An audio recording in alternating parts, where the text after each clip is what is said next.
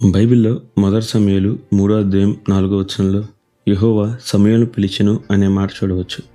మీరు ఎప్పుడైనా ఆలోచించారా అసలు దేవుడు పిలవాలి అంటే మనం ఎలా ఉండాలి అని? అయితే వినండి, ఈరోజు దేవుడు మీతోనే మాట్లాడుతున్నాడు.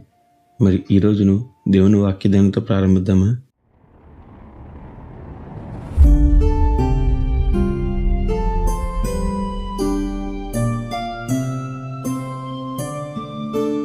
సమూయేలు భక్తుని జీవితం గురించి మనందరికీ బాగా తెలుసు.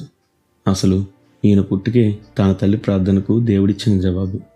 అలాగే తాను భూమిపైకి రాకముందే, తల్లి గర్భంలో రూపింపబడకముందే ఇతని జీవితం దేవుని సేవకు అని నిర్ణయించబడింది.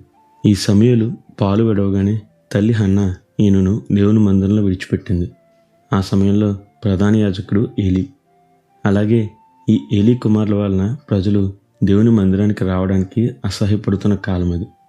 అలాంటి సమయంలో దేవుని వాక్కు బహు అరుదుగా ప్రత్యక్షమయ్యే ఆ సమయంలో దేవుడు బాలుడైన సమయంలో పిలిచి మాట్లాడడం చూడవచ్చు. ఎందుకో తెలుసా? కేవలం సమూయేలు తల్లినో అతని పుట్టుకో కాదు, సమూయేలు కూడా తను తాను దేవుని సేవకు అర్పితం చేసుకున్నాడు.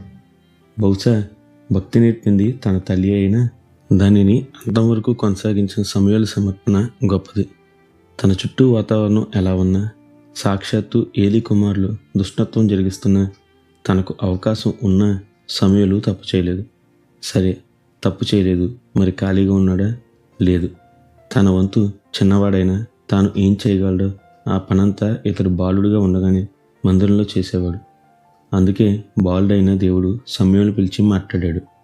మీకు తెలుసా, ఇతనితో దేవుడు మాట్లాడిన తర్వాత మరుసటి రోజు ఒక బాలుడిగా ఇతడు ఏలీతో మాట్లాడలేదు, కానీ ఒక ప్రవక్తగా మాట్లాడాడు. ఈ సమూయేలు ఇశ్రాయేలులకు మొదటి రాజు సౌలును, గొప్ప రాజును దావీదును అభిషేకించాడు. ఇతడే ఇశ్రాయేలీల చివరి న్యాయాధిపతి, ఒక గొప్ప ప్రవక్త కూడా. చూసారా, ఇవన్నీ కేవలం ఇతని విధేయతను బట్టే జరిగాయి.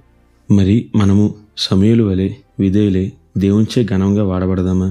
అట్టి గొప్ప ధన్యత దేవుడు మనందరికీ దయచేయనుగాక.